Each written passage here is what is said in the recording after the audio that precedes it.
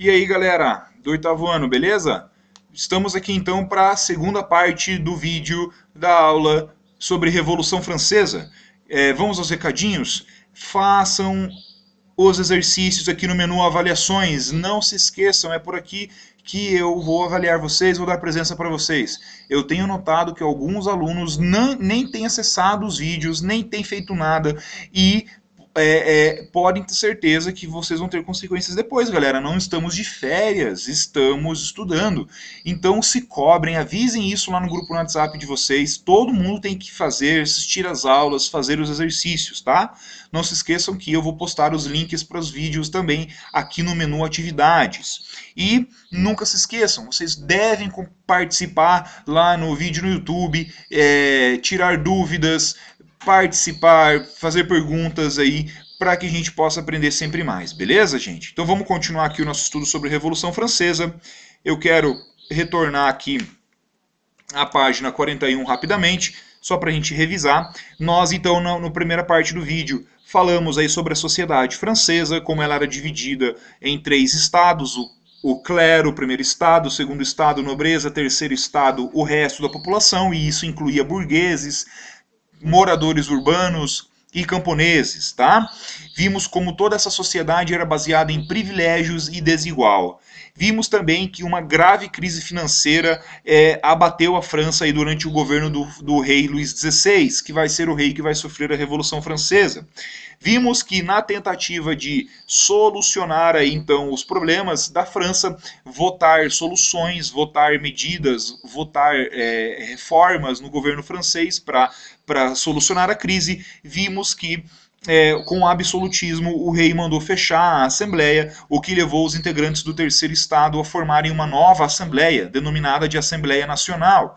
E após o rei absolutista mandar o exército para dissolver essa Assembleia, teve início a Revolução Francesa, com a queda, a tomada do Castelo da Bastilha, tá? Isso se seguiu de muitos protestos por toda a França e o governo francês foi derrubado, tá? Vimos que essa nova Assembleia, formada apenas pelos membros do terceiro estado, assumiram o poder e fizeram uma nova Constituição para a França, com novas leis. Muitas das leis que retiraram os privilégios do primeiro e do segundo estado estabeleceram, por exemplo, a Declaração dos Direitos do Homem e do Cidadão, que nós analisamos no vídeo passado, que garantia igualdade a todos. Beleza? Vimos também que o clero perdeu seus privilégios. Muito bem. Então, agora que a França tem poder executivo, legislativo e judiciário, precisamos então continuar compreendendo, galera, como que vai se desdobrar a partir de agora a Revolução Francesa. Bom, essa Assembleia Nacional, formada por membros do terceiro estado, galera, era muito ampla, eram muitos políticos. E é óbvio que esses políticos tinham interesses diferentes. Tanto é que a Assembleia Nacional teve problemas internos e ela acabou se dividindo em 2 partidos políticos, os girondinos e os jacobinos. Havia também um terceiro partido chamado Partido da Planície, porém de menor relevância aqui no entendimento da Revolução Francesa. Bom, vamos analisar quem eram os girondinos então, pessoal. Os girondinos, eles eram um grupo político representante do interesse aí da alta burguesia. Olhem só, alta burguesia. Por exemplo, eles tinham uma postura moderada, eles não eram tão radicais, eles não achavam que toda aquela sociedade francesa deveria passar por profundas transformações, onde aquelas pessoas que tinham mais dinheiro, por exemplo, tivessem que se adequar a uma sociedade onde todos fossem iguais. Eles que então tinham uma postura mais moderada, eles procuravam evitar conquistas populares, ou seja, eles não desejavam que o povo conseguisse conquistar direitos mais profundos, como direitos trabalhistas, direito a salário mínimo, direito à aposentadoria, por exemplo, tá? Eles, claro, os girondinos, por serem então aí da alta burguesia, representarem os interesses da alta burguesia, os banqueiros, os grandes empresários, eles defendiam liberdade total do comércio, sem o controle do governo, porque isso seria muito bom aí para os negócios da burguesia. Enquanto que os jacobinos tinham uma postura diferente. Os jacobinos eram mais radicais, eram mais representantes do povo, das pessoas mais pobres, tá? Eles eram então pessoas aí da baixa burguesia, pequenos comerciantes, comerciantes e também trabalhadores urbanos, que eram chamados lá na França de sans-culottes, por usarem roupas de pouco prestígio, tá? Eles tinham, então, os jacobinos, uma postura mais radical em relação aos rumos da Revolução Francesa. Eles queriam, então, que as leis que seriam aprovadas fossem mais radicais e dessem mais direito para o povo mais pobre. Por exemplo, eles defendiam o fim da monarquia e o estabelecimento de uma república, onde todos pudessem votar ou ser votados, participarem então das decisões políticas da França, né, dessa nova França que estava nascendo agora que acabou o absolutismo, tá? Desejavam também, ao invés de uma economia livre, eles desejavam o controle do governo sobre a economia para que as pessoas mais ricas não explorassem os mais pobres, tá? Muito bem. E havia um terceiro grupo, o Partido da Planície, que tinha uma posição mais de centro. Em alguns momentos eles votavam as leis ao lado dos girondinos, em outros momentos eles ajudavam os jacobinos a aprovarem leis. Mas basicamente são esses dois os mais importantes. Os jacobinos, representantes aí da alta burguesia, das pessoas mais ricas, e os jacobinos, os mais radicais, que queriam mudanças mais profundas, mudanças sociais que melhorassem a vida dos mais pobres. Bom, é nesse momento, lá no meio da Assembleia Francesa, em Paris, que surge a denominação partido de esquerda e partido de direita, que hoje em dia, hoje, 2020, nós chamamos os partidos de esquerda, aqueles partidos mais preocupados com as ideias socialistas, de igualdade entre as pessoas, principalmente ajudar os mais pobres, enquanto que o partido de direita eram os girondinos e representa hoje em dia os defensores do capitalismo, os defensores aí da burguesia, dos empresários atuais. É nesse momento que surge esse termo. Por quê? Porque os jacobinos sentavam-se do lado esquerdo da Assembleia, os jacobinos com J, defensores dos mais pobres, né? Enquanto que os girondinos aí da alta burguesia sentavam-se do lado direito nessa Assembleia, beleza? Bom, então enquanto aí os jacobinos e os girondinos tentavam aprovar mudanças na França, lá na Assembleia, o povo mais pobre começou a perceber, tá? O povo mais pobre começou a perceber que, mesmo eles tendo derrubado o rei e acabado com o absolutismo, o povo ainda não teve nenhuma lei, nenhuma mudança que beneficiasse os mais pobres. Por exemplo, a Constituição aprovada em 1793 estabeleceu o voto censitário. Lembram do voto censitário? Que era aquele voto que, para a pessoa poder votar para escolher um governante, ela tinha que ter uma renda mínima, ou seja, apenas pessoas ricas podiam votar, e a maioria do povo francês que passava fome não tinha possibilidade de votar. Então eles começaram a perceber que pouca coisa mudou na vida dos mais pobres. Então essa população mais pobre começou então a se organizar e formarem grupos para defenderem então os interesses dos camponeses, dos moradores urbanos mais pobres. Um desses grupos foi o grupo dos sans-culottes, que são esses senhores aqui, né, por não usarem roupas chiques, né, que a roupa deles não tinha culottes, por isso que o nome deles, desse grupo, era sans-culottes. Eles eram mais radicais e eles, por a ideia deles ser mais parecida com a dos jacobinos, né, os jacobinos que desejavam atender mais aos interesses dos mais pobres, eles acabaram se aliando aos jacobinos aí nas votações, tá? Uma das reivindicações aí desses grupos, né, como dos sans-culottes, desses grupos mais pobres, era o sufrágio universal masculino, ou seja, o que é sufrágio universal? Escrevam aí do ladinho.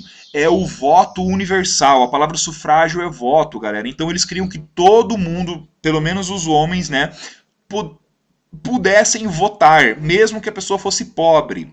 Então eles eram contrários àquele voto censitário que tinha sido estabelecido, tá?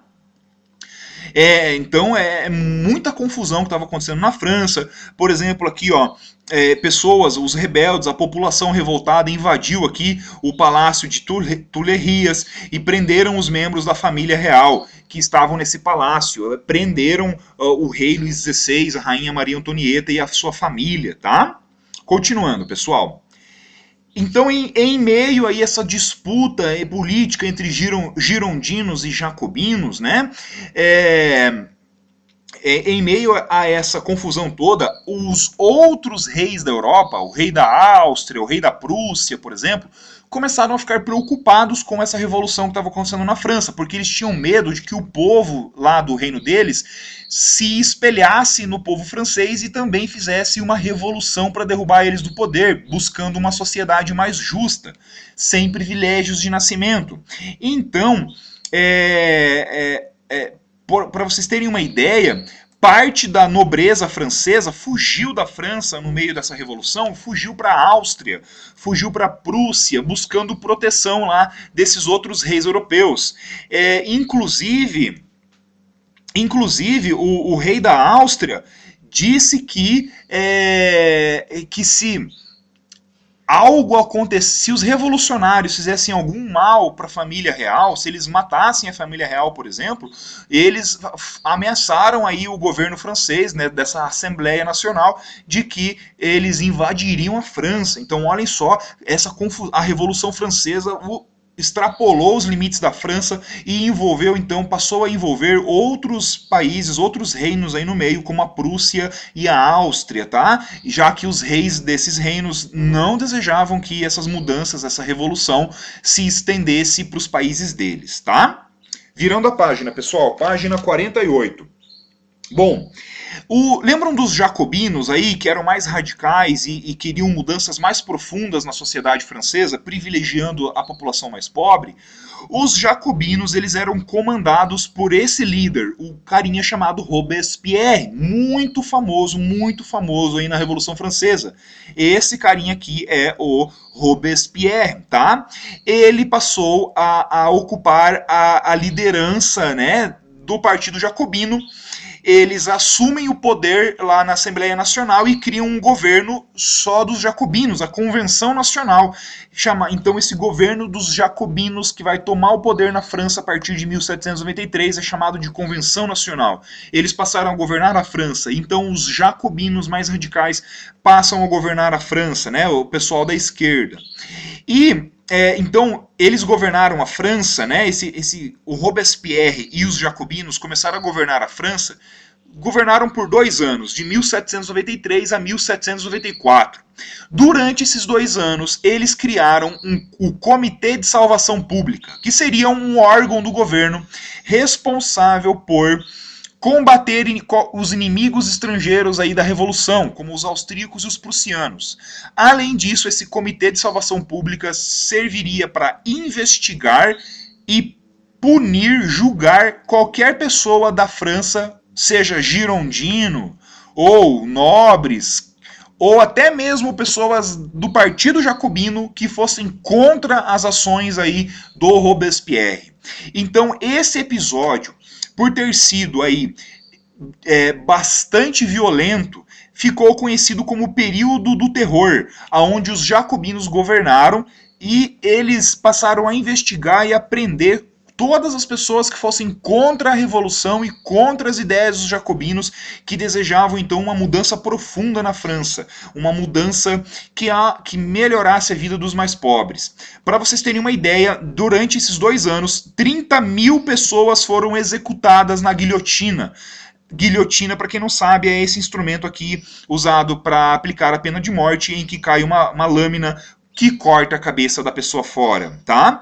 Então, os jacobinos aí foram bastante radicais, muitas pessoas foram presas, milhares de pessoas foram guilhotinadas por serem consideradas traidoras da Revolução, por serem consideradas pessoas aí que não estavam ao lado dos jacobinos, que queriam fazer mudanças profundas na França. O próprio rei Luís XVI e a sua esposa Maria Antonieta foram julgados pelo Robespierre, pelos jacobinos.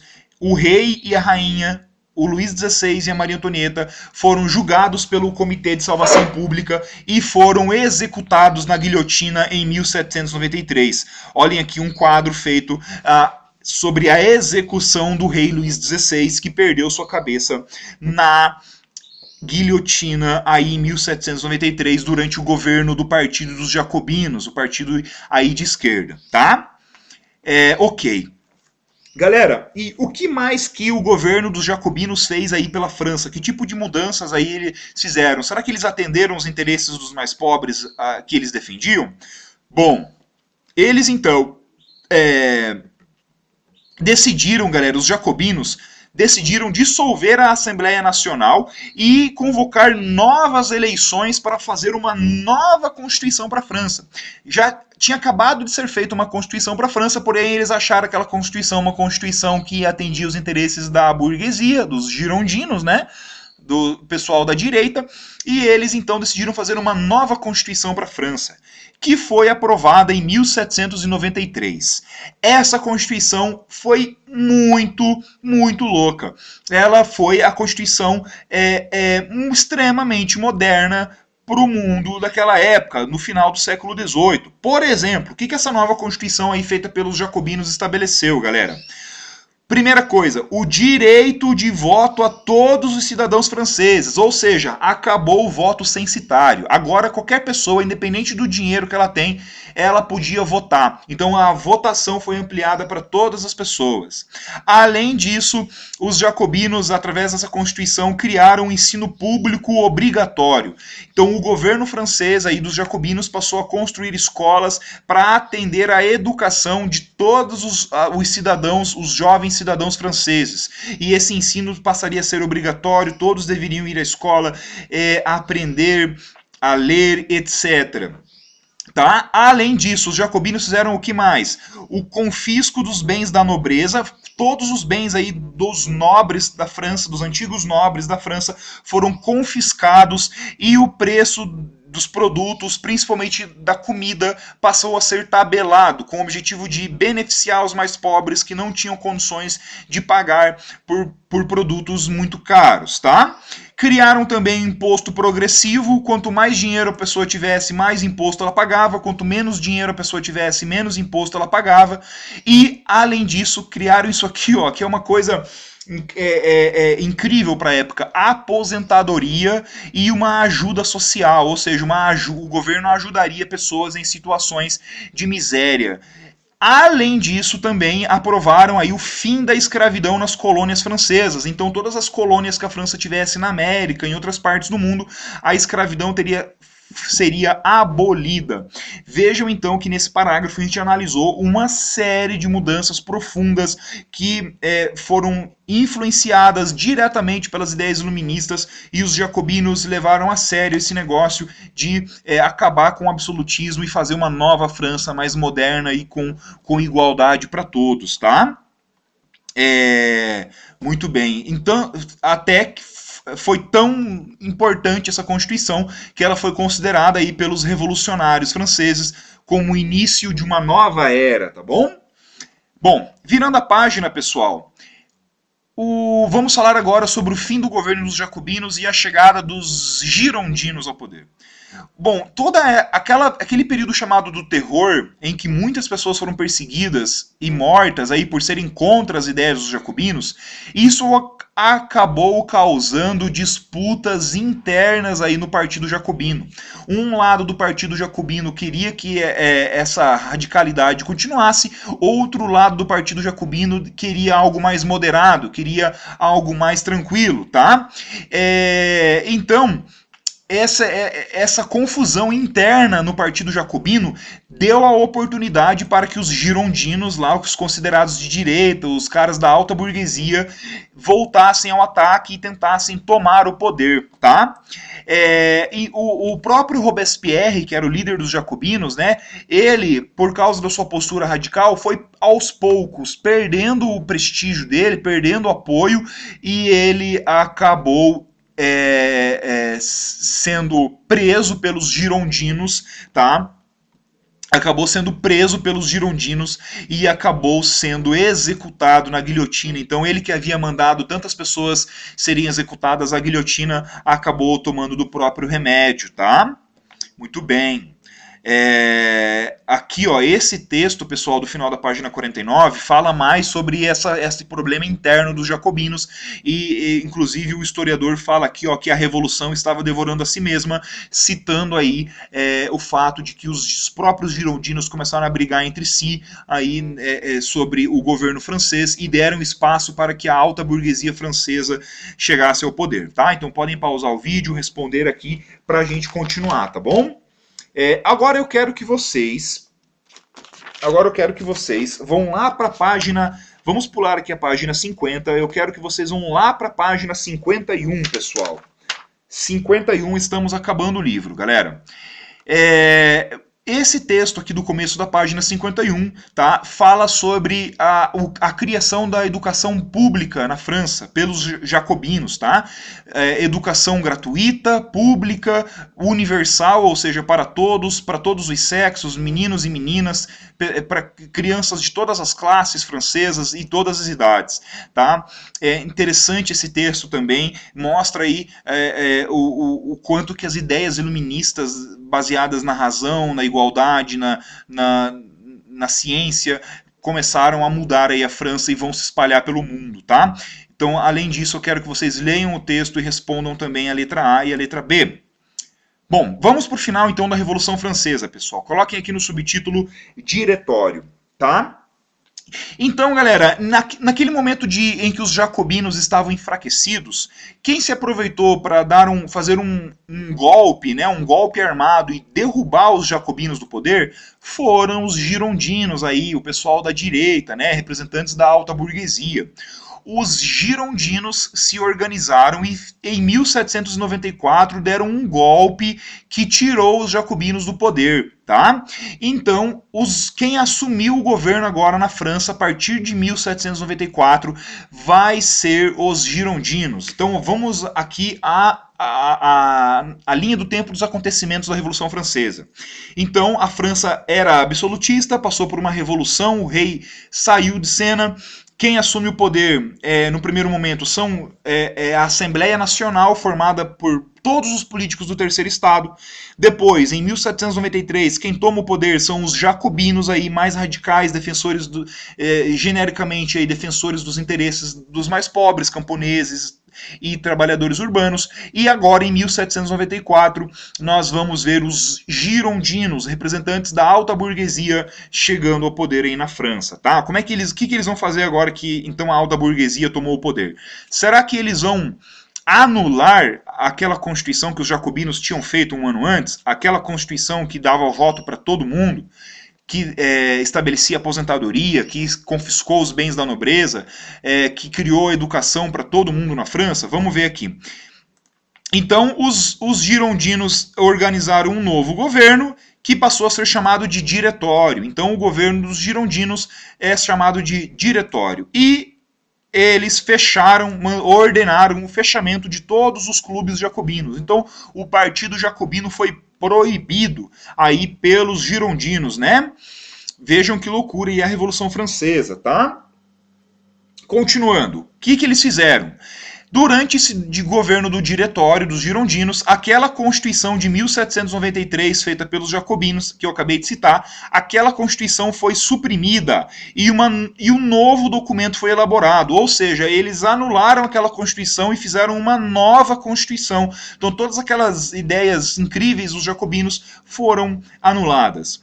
E essa nova Constituição feita pelos girondinos estabelecia então novamente, por exemplo, o voto censitário, ou seja, para a pessoa poder votar e participar da política, não podia ser qualquer pessoa, tinha que ter um dinheiro mínimo, uma renda mínima, o que, claro, desagradou a população mais pobre da França, que por poucos meses tinha experimentado aí o direito de voto, mas agora, com os girondinos, o direito de voto volta apenas para as pessoas mais ricas, tá? Muito bem.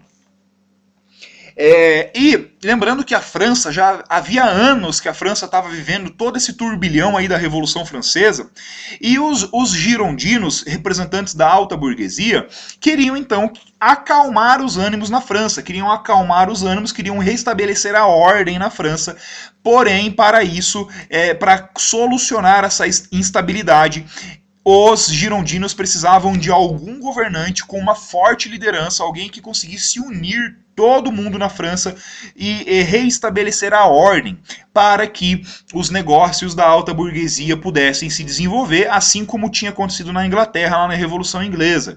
Né? Não podemos esquecer que após a Revolução Inglesa, a burguesia inglesa se desenvolveu muito, e tanto é que ela transformou aí a Inglaterra no país mais poderoso do mundo naquela época, mesmo com muita desigualdade social na Inglaterra.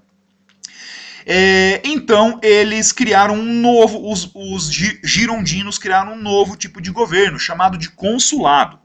Nesse consulado, em 1799, o penúltimo ano aí do século XVIII, foi criado o consulado na França.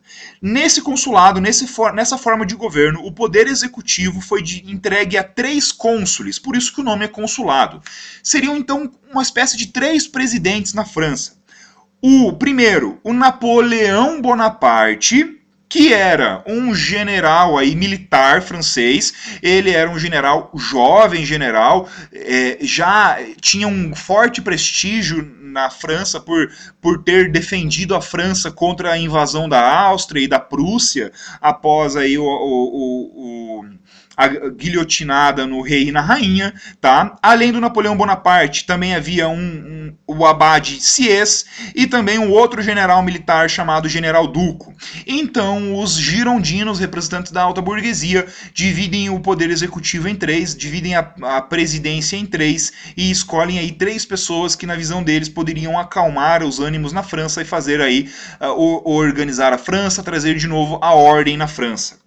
O Napoleão Bonaparte, ele era o primeiro cônsul e ele era o que tinha mais poder entre todos os governantes. Para vocês terem uma ideia, em 1802, já no início do século XIX, o Napoleão Bonaparte foi proclamado na França como o primeiro cônsul vitalício e ele virou uma espécie de um imperador na França. Então olhem que contradição.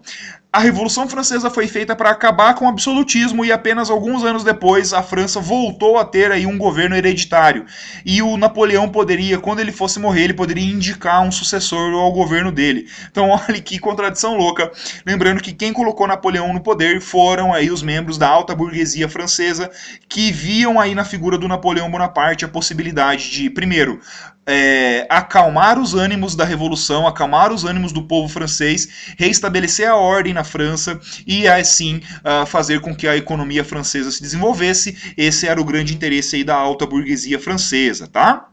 Virando a página, pessoal, última página do livro, última página aí do capítulo, nós vamos falar um pouquinho sobre o governo do Napoleão. Olhem aqui o Napoleão Bonaparte, observem aqui Napoleão Bonaparte, ele era baixinho, tá, galera? Ele era até zoado na época aí por ser baixinho demais, tá? Aqui a coroação, né, a consagração religiosa, um símbolo religioso de consagração para que Napoleão virasse um imperador, e ele se torna imperador da França em 1804, por meio de um plebiscito, né? Ele pediu para o povo votar para escolher se o povo queria ou não que ele virasse imperador da França. Como ele era muito querido pelo povo francês, o povo votou pelo sim e ele virou então imperador da França. A partir desse momento, a Revolução acabou, a Revolução Francesa acaba e a França então vira um império, comandada por Napoleão Bonaparte. Algumas daquelas mudanças feitas por jacobinos e por girondinos, aquelas mudanças que haviam sido feitas aí levando em consideração as ideias iluministas, foram mantidas, tá? Porém, nem todas, porque o Napoleão Bonaparte governava com a ajuda da alta burguesia francesa, então ele governava de uma maneira que agradasse aí a alta burguesia francesa, tá? Muito bem. O Napoleão Bonaparte, então, ao virar imperador, ele se torna um ditador aí na França. Ele, por exemplo, retira direitos políticos, retira a liberdade de imprensa, os jornais franceses não tinham mais liberdade para publicar o que quisessem. Vejam como Napoleão então se torna um ditador aí na França, e isso representou a vitória dos valores burgueses, porque o Napoleão Bonaparte representava a alta burguesia francesa, né, os grandes comerciantes, os grandes banqueiros franceses que queriam seguir o exemplo da Inglaterra, né, já que eles viam que lá na Inglaterra estava acontecendo a Revolução Industrial, colonial e a Inglaterra estava se desenvolvendo muito, né? A burguesia francesa estava se desenvolvendo muito, mesmo que na Inglaterra a população mais pobre vivesse dias ruins. Bom, Napoleão Bonaparte iniciou uma expansão militar, conquistando territórios na Europa. Ele derrotou a Áustria, ele derrotou a Prússia, que haviam declarado guerra contra a França. E no ano de 1810, por exemplo, o Império Napoleônico já era aí, representava uma boa parte da Europa. Vou mostrar aqui para vocês um mapa. Primeiramente, antes do mapa, essa imagem que mostra, então, foi um quadro que virou um símbolo da Revolução Francesa, mostrando o povo tomando o poder na França, e depois aqui um mapa das guerras napoleônicas. Observem aqui o Império Francês, comandado por Napoleão Bonaparte, alguns reinos aliados, como o Reino da Espanha, o Reino de Nápoles, aqui na Itália, o Reino da Itália. Outros estados independentes também aliados, como a Suíça, entre outros, e estados independentes que, na verdade, estavam mais para inimigos aí da França, como principalmente a Inglaterra e a Rússia, tá? E a Áustria. Então, observem o tamanho do território que Napoleão conquistou. Ele é considerado na história um grande estrategista militar. Ele teve muitas vitórias militares contra vários outros reinos. O Napoleão Bonaparte, por exemplo, invadiu a Espanha, colocou o irmão dele para governar a Espanha. Ele invadiu Portugal, ele obrigou a família real de Portugal, o rei de Portugal, a fugir de Portugal, e eles fugiram para o Brasil em 1806. E dando início aí ao processo de independência brasileira. Então olhem como todo esse reboliço que o Napoleão Bonaparte causou aí nos reinos europeus levou até mesmo à independência brasileira, porque Napoleão Bonaparte teve uma participação direta na independência brasileira quando ele invadiu Portugal, tá? Voltando aqui para o livro, pessoal. Continuando. Para fechar, viu? Então, aqui o expansionismo militar, beleza. Então, ele começou a invadir um monte de territórios onde ele colocava parentes dele, primos, irmãos, para governar esse território por eles, tá? Bom, Napoleão ele não conseguiu invadir a sua maior inimiga, que era a Inglaterra, porque a Inglaterra é uma ilha e a Inglaterra tinha a marinha mais poderosa do mundo. Então a França não tinha condições de ir até a ilha por causa dessa marinha poderosa que defendia a ilha. O que o Napoleão fez então? Ele criou uma estratégia chamada de bloqueio continental. Basicamente, o que é isso? Ele deu uma ordem para todos os reinos da Europa para que nenhum país nem comprasse e nem vendesse nada para a Inglaterra.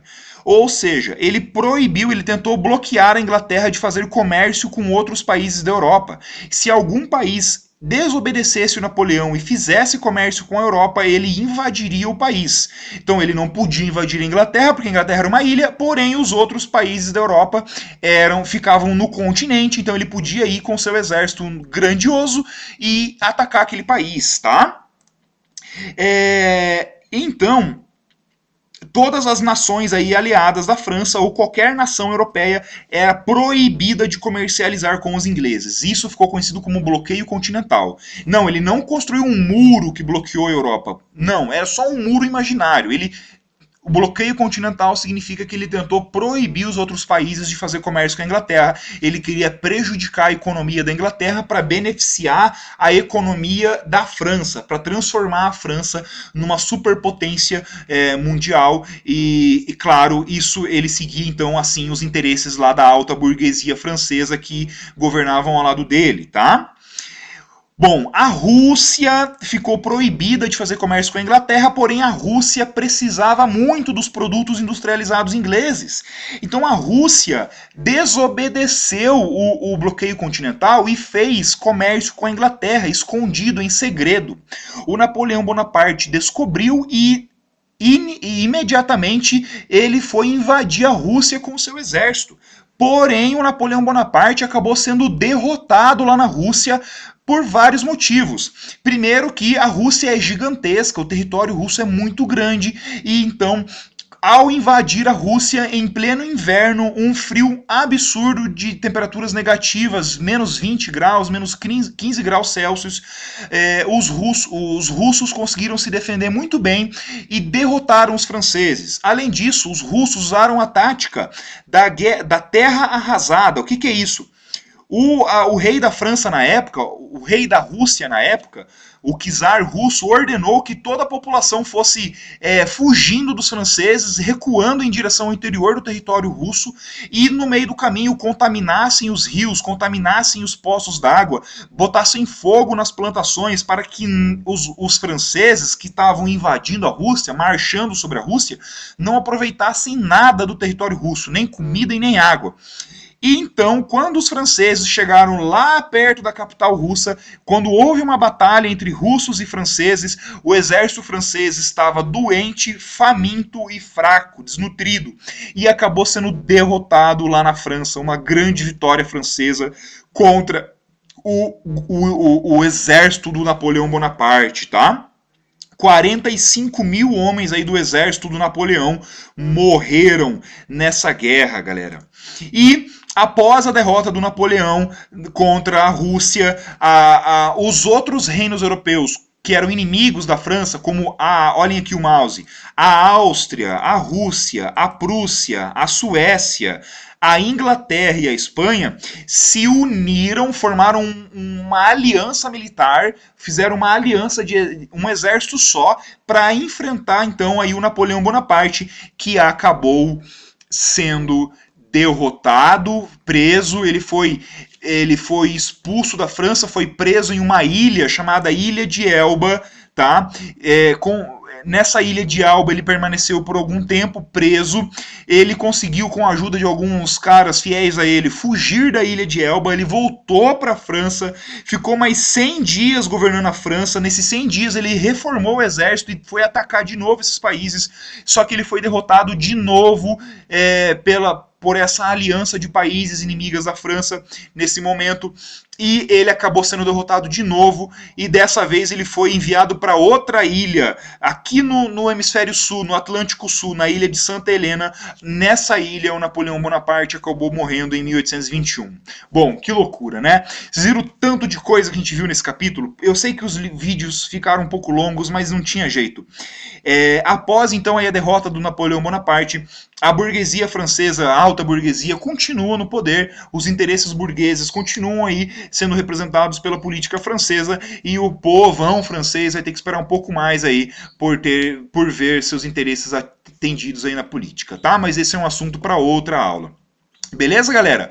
Então, podem pegar aí a caneta de vocês, olhem aqui o Hora do Estudo, eu quero que vocês leiam as questões, respondam bonitinho, tá? Número 1, número 2, número 3, respondam com capricho. Feito isso, participem dos vídeos, vão lá no menu avaliações, respondam as questões e se cobrem, galera, para que todo mundo participe dessas aulas. Tá bom, pessoal? Bye, bye, até a próxima.